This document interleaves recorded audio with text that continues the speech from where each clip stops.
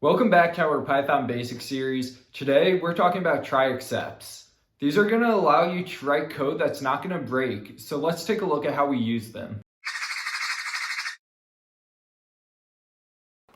When programming, illegal operations can raise exceptions. This is something that we haven't touched on in this series. To show some examples, let's create two variables, x and y, and set them equal to 5 and 0.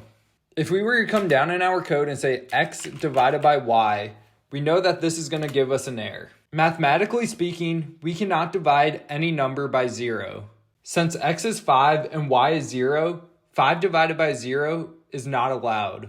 When we run this, you'll see that it gives us a 0 division error, division by 0. This is one of many errors that Python can give you. Another example is if we came in our code and created a variable x and set it equal to the string hi.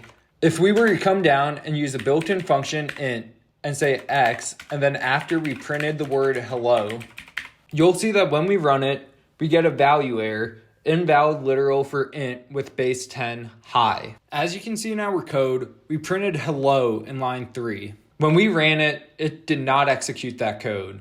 That's due to the fact that it failed in the line above since it couldn't convert the string hi to an integer. This broke the code and it generated the error message and then it stopped running. For that reason, it never executed line 3. When we're programming, we want to prepare for scenarios like these where we want our code not to fail and know how to handle the error. To do this, we use try excepts. There's 4 parts to these: the try, except, else, and finally. Try blocks let you test a block of code for errors. Except blocks let you handle the errors. Else blocks let you execute code when there is no error. And finally blocks let you execute code regardless of the result of the try and except blocks. In every statement, you must have a try block and an except block. The else and finally are completely optional. If you remember back to last episode, we wrote code that took a user's input and told us if the number they gave us was odd or even. Let's come in our code and paste it in. Let's go ahead and run this and give it something that is not a number, like Mitchell. As you can see, it gives us an error. For now, let's take a look at an example of just a try and except. Now that we're further into the series, you'll notice I'll start putting concepts we've learned together more and more. So let's convert the logic that we already have into a function that we can call. To do this, let's come in our code and first comment out the first line.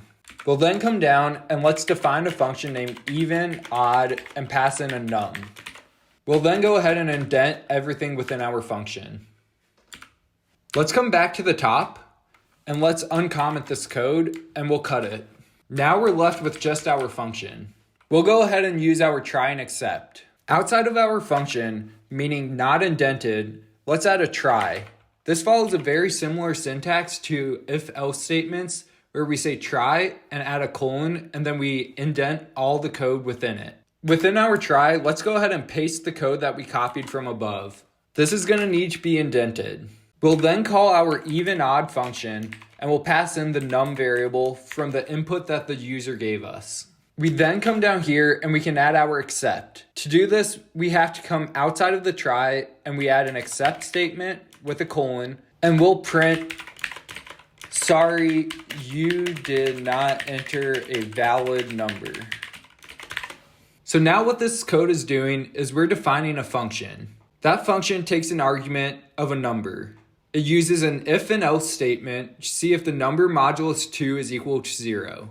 If it is, we print out that the number is even. If it's not equal to 0, we print out that the number is odd. Outside of the function, we use a try and except. First, we try gain an input from the user and converting it to an integer before storing it to the variable num. We then pass that num variable into our function even or odd. If our code fails within the try, meaning someone didn't enter an integer, it's going to move on to the except and print, sorry, you did not enter a valid number. To demonstrate this, let's go ahead and run it and give it a number like 27.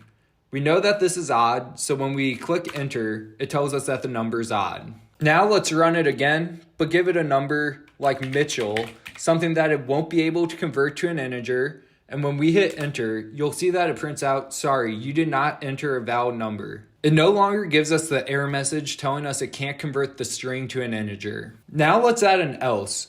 Remember that an else only runs if there's no errors. To do this, we'll come down and we'll do the exact same syntax and say else colon, and if this is the case, we'll print successfully determined if your number was even or odd.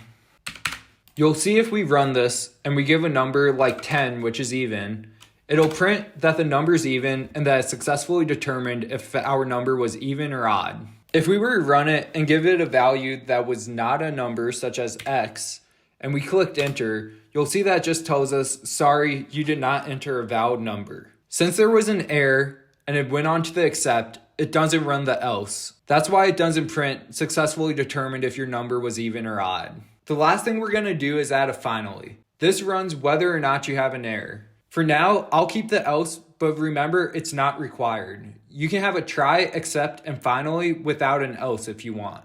To do this, we'll come down and we'll type finally and then add a colon. Indented within the finally block, we'll print everything is finished.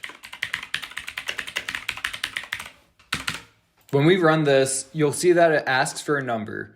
We can give a number like 5, and it'll tell us that it's odd, and it successfully determined if our number was even or odd. It then says everything is finished. If we ran it and gave it a value like x, which is not an integer, you'll see that when we hit enter, it tells us, sorry, you did not enter a valid number, but it still prints out that everything's finished, even though it had errors. At least for now, you're most likely going to find yourself using just the try and except blocks. Sometimes you may find yourself using the else as well.